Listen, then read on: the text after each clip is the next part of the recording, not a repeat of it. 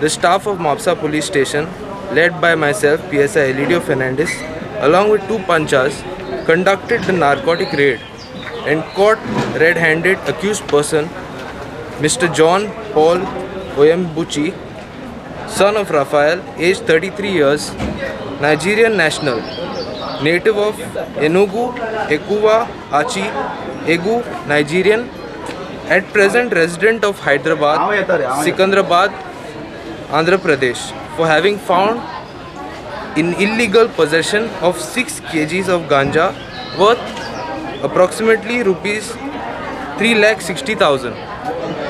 The same has been attached under the Panchnama along with other articles, that is, one red color bag, one brownish color wallet containing in it cash of rupees 630, one 200 naira of Central Bank of Nigeria, one ticket receipt number 8997 dated 22/7/2016, one black color mobile set of LG make with Vodafone SIM card, and one Honda Activa scooter bearing number GA03AD0229.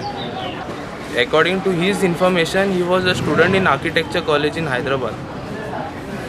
So he has come here. He had come here yesterday.